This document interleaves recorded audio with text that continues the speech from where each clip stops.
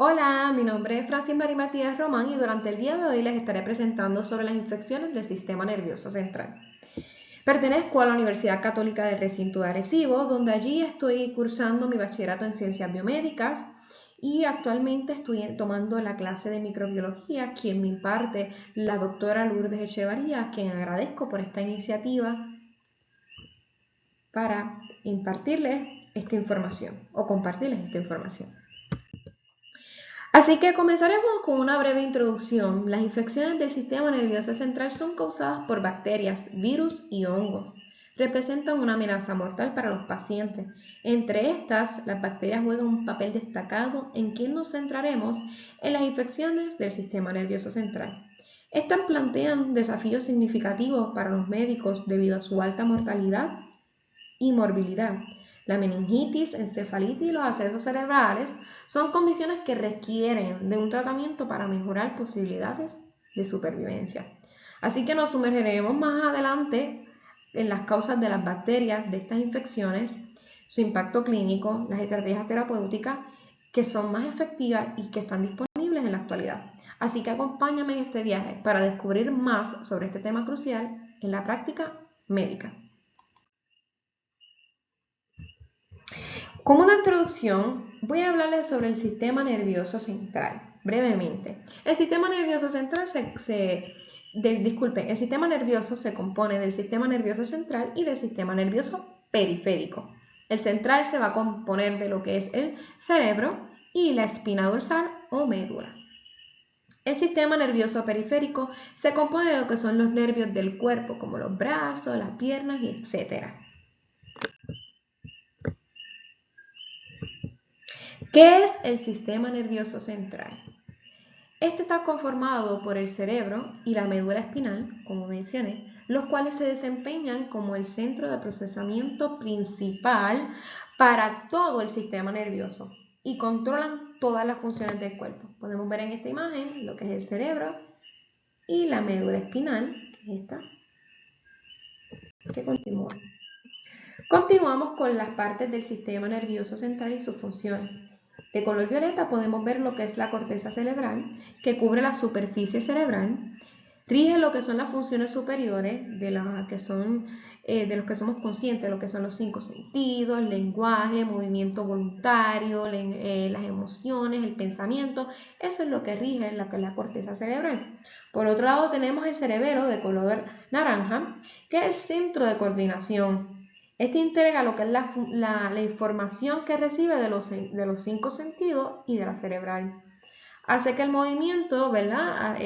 Sea más fluido y coordinado. Por otro lado, de color azul tenemos el tronco encefálico, que este es el que controla las funciones vitales del corazón, o sea, los latidos cardíacos, la respiración, el sueño, la vigilia, lo que son los movimientos de la cabeza y el cuello. Ese es el tronco encefálico. Por otro lado tenemos la médula espinal, ¿verdad? Que se conecta a él. La médula espinal, como vimos en la imagen anterior, sigue hacia abajo, porque se conecta, ¿verdad? Con lo que son los nervios periféricos. Él se comunica al cerebro y a los nervios periféricos. Conduce las sensaciones al cerebro y lleva los impulsos de movimiento voluntarios e involuntarios. De color rosa tenemos el hipocampo y el sistema límbico, ¿verdad? Este es el sede principal de lo que es la memoria y el aprendizaje. El límbico es el principal reactor de las emociones. Así que también tenemos por último el verde, que aquí tenemos lo que es el tálamo y los núcleos grises y el hipotálamo. El tálamo y los núcleos grises, ¿verdad? Esta es una extensión intermedia entre la corteza y el tronco cerebral. Control de movimiento y del tono. Hipotálamo es el control de la supervivencia, ingesta, temperatura, defensa y sexualidad.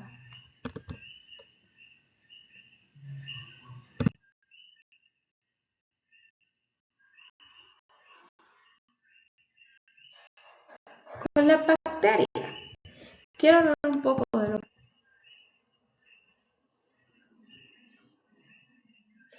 Las bacterias, ¿verdad? El cuerpo humano está lleno de bacterias, como sabemos. De hecho, se estima que contiene más bacterias que células humanas.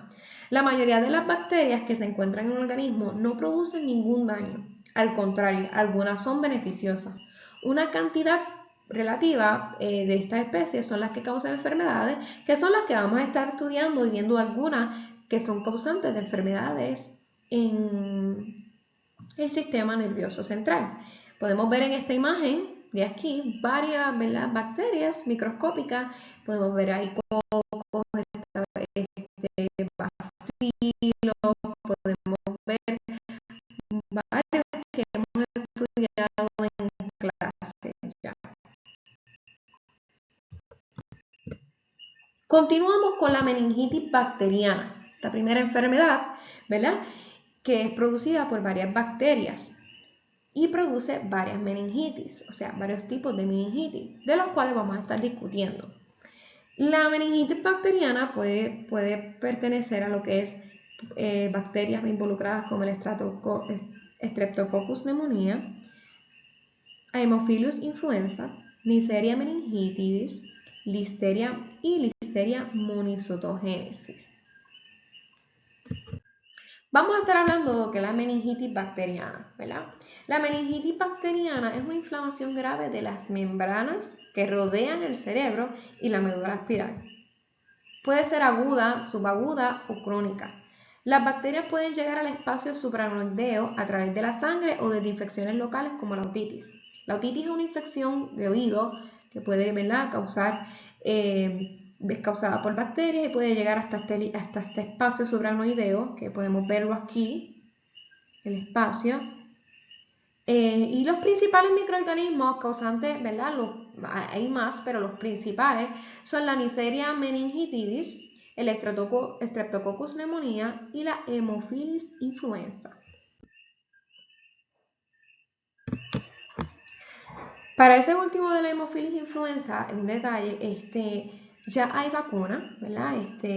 Pero pues aún sigue existiendo. Así que podemos ver aquí, estos son colonias, ¿verdad?, de Streptococcus pneumoniae, ambas.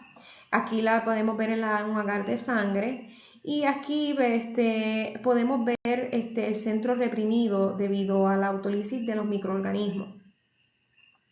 Esto es Streptococcus, como mencioné, pneumoniae, una bacteria que puede causar meningitis.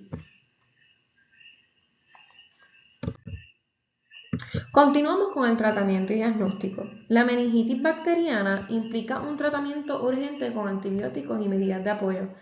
Se basa en la historia clínica y el examen físico para confirmar este síndrome y buscar posibles focos de infección.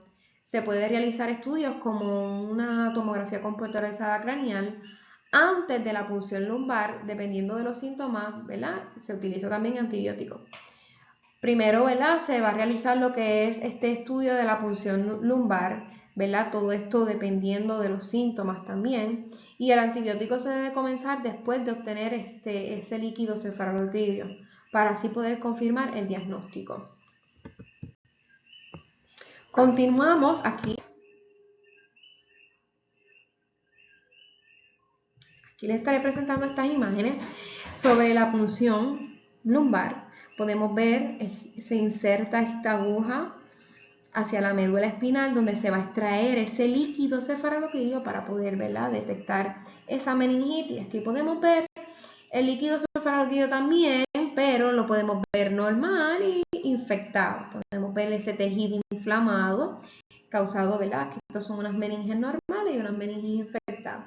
Y podemos ver lo que causa esas bacterias, esa infección en las meninges.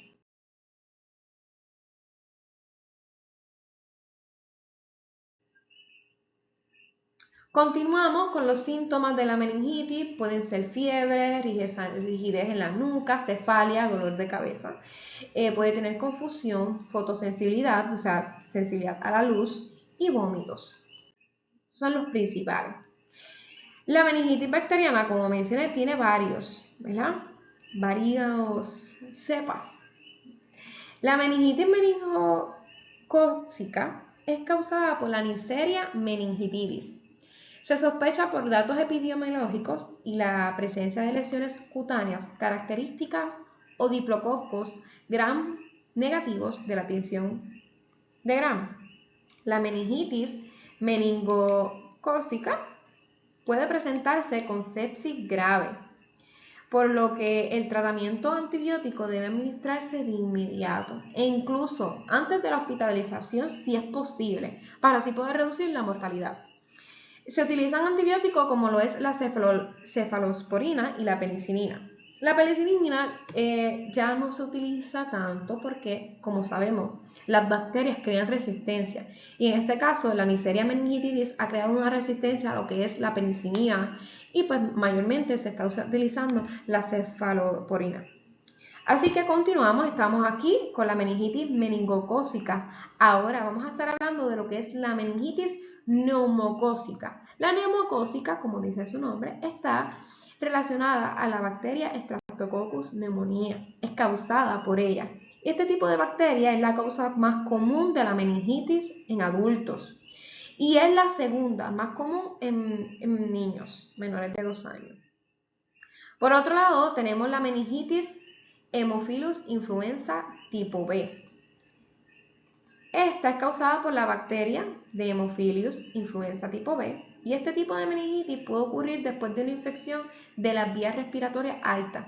La infección por lo general se propaga desde los pulmones y las vías respiratorias a la sangre y luego al cerebro. Antes de la vacuna de la Haemophilus influenza de tipo B, era la causa principal de meningitis bacteriana en niños de 5 años, pero gracias a Dios ahora tenemos vacuna.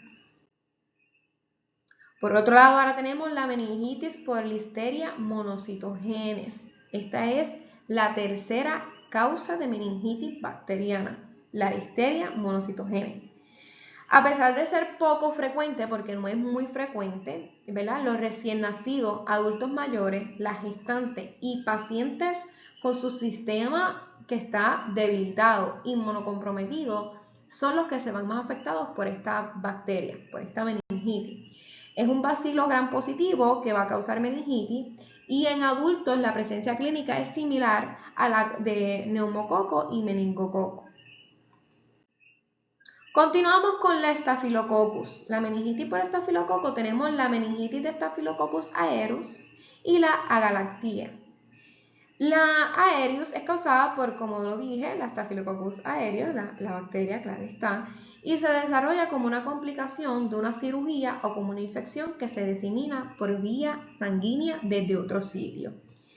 La Staphylococcus aureus es causada por esa misma bacteria y es un germen frecuentemente colonizador, asintomático y es causante de sepsis pleural y las infecciones en adultos embarazadas son poco frecuentes.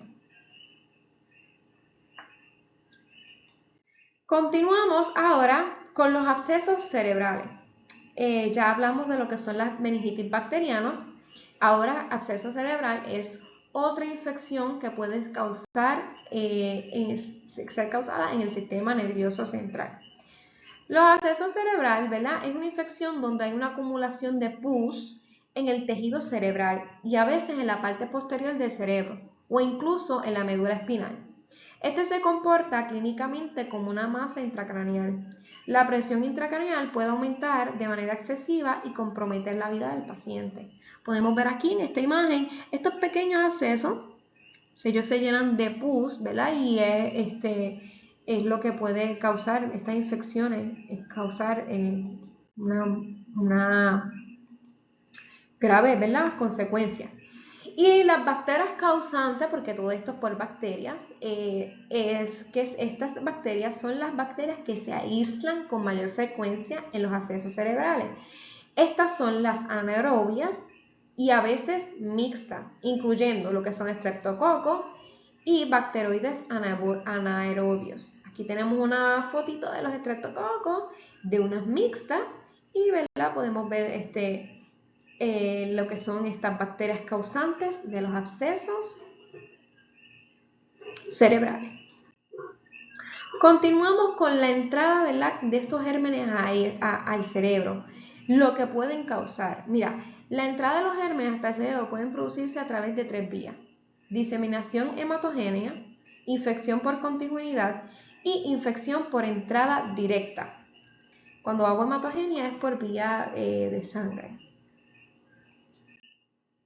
Ahora, el diagnóstico para estas condiciones, este acceso, se efectúa a través de lo que es la tomografía computadorizada o una resonancia magnética. Se hace una biopsia con punción de material del absceso para identificar la causa de la infección. O sea, se inyecta ese y se toma esa muestra de ese absceso para ver y identificarla. Un examen del sistema nervioso, ¿verdad? Y pues es claro, para ver cómo está funcionando. Continuamos con el tratamiento. El tratamiento, como en los anteriores, antibióticos y controles periódicos con resonancia magnética y escáner. Podemos ver, utilizar resonancia magnética, y por otro lado también en algunos pacientes es necesaria una intervención quirúrgica para evacuar lo que es la lesión. Disculpen. Aquí tenemos una resonancia magnética, ¿verdad? Y aquí podemos ver lo que es ese absceso causado por esas bacterias, Streptococcus, por esas bacterias anaeróbicas, ¿verdad? Que afectan ese sistema nervioso central. Ahora continuamos con las infecciones relacionadas con las derivaciones del líquido cefalorraquídeo. ¿Qué es? Pues mira, las infecciones de las derivaciones del líquido cefalorraquídeo presentan morbilidad y mortalidad importante. Estas se producen principalmente durante la cirugía y por infección de la herida quirúrgica. Las bacterias que están implicadas en estas son las Streptococcus, ¿verdad? Especies de Streptococcus, y bacterias de gram negativos y Propionobacterium acnes. Se describen con frecuencia, ¿verdad? Frecuente, ¿verdad? Van creciendo, son de manera creciente. Estas bacterias son las que están relacionadas a lo que es estas infecciones de las derivaciones de líquidos. Vamos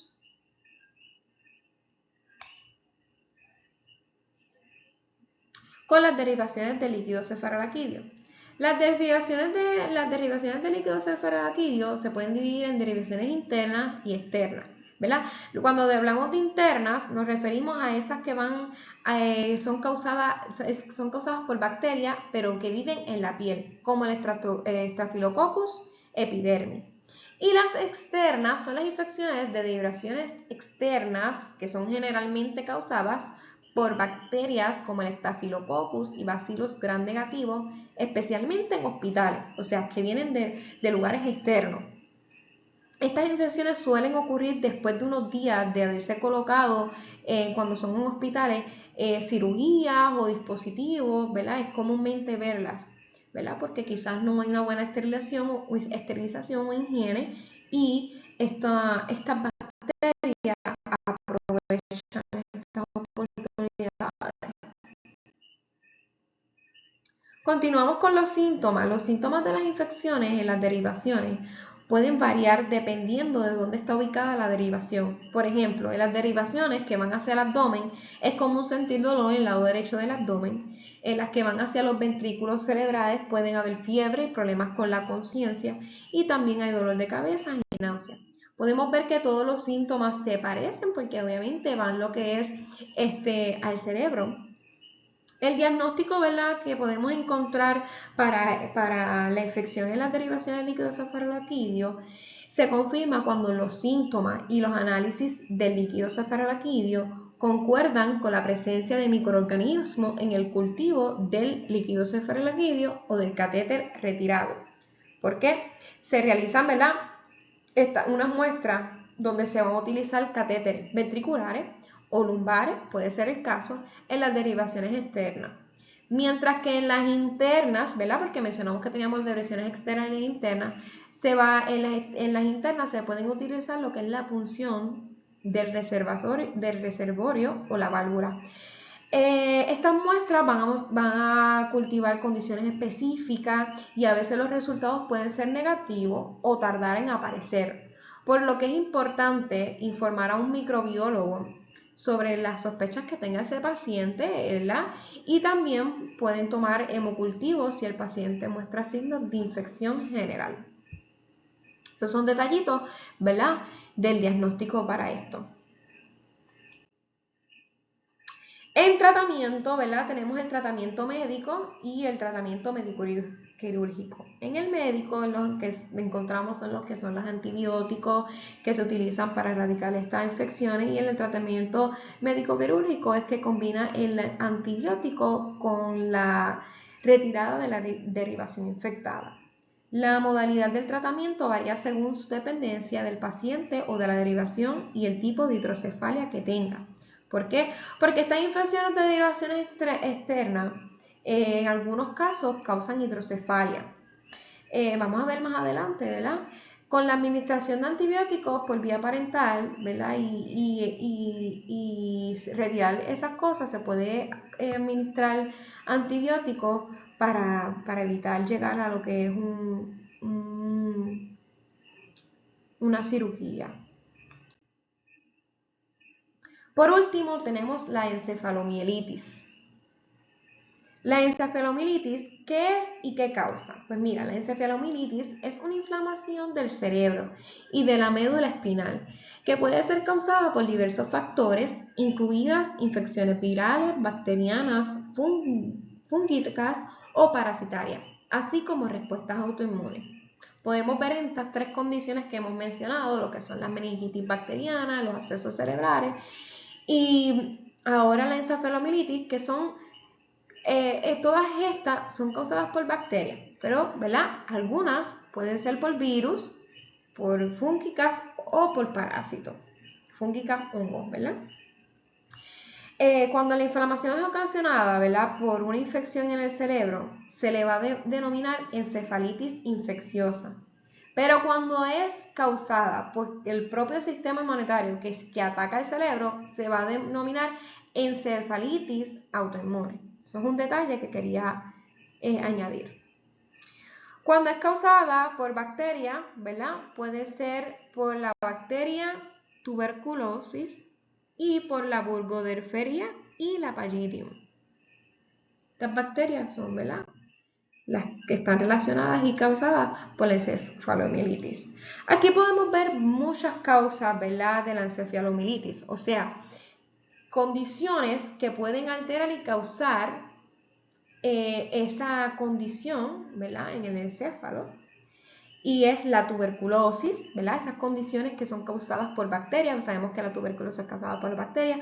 De todas estas, las que más conocemos pueden ser las que son el micoplasma, que da muy a menudo, la endocarditis, una convela del corazón, la leptospirosis, que la leptospirosis es la bacteria que transmiten el orín del ratón, de los roedores. Tenemos lo que es la Naegleria, toxoplasmosis, enfermedades de Whipple, la sífilis.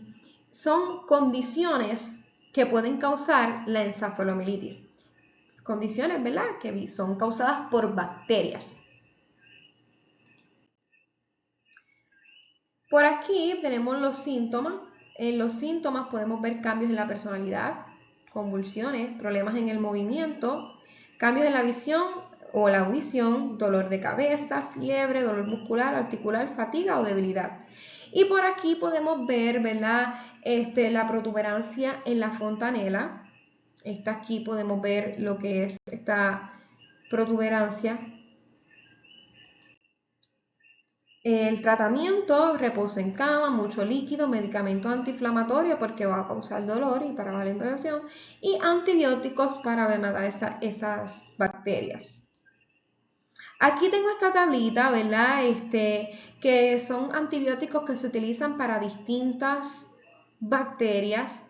Tenemos aquí la neumonía, la meningitis, la influenza, todas las que hemos mencionado aquí.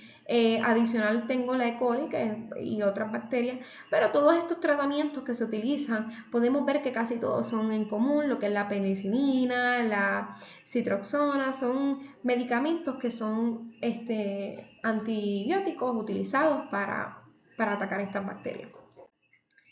Y por último, como conclusión, las infecciones del sistema nervioso central causadas por bacterias representan una amenaza significativa para la salud pública. Debería ser de gran importancia estudiar estas enfermedades con prontitud y eficacia.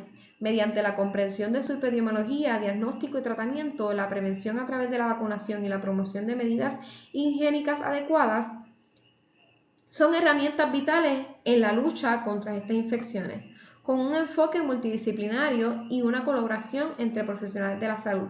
Podemos disminuir el impacto de estas enfermedades y mejorar los resultados para los pacientes. ¿Haciendo qué? Investigando, estudiando más estas condiciones. En conclusión, en mi opinión, pudimos ver, ¿verdad?, cómo las bacterias pueden causar grandes enfermedades cerebrales afectando todas estas condiciones, ¿verdad?, la meningitis bacteriana y sus derivadas, los abscesos cerebrales y la encefalomeningitis. Esas tres condiciones presentan casi todos los mismos síntomas.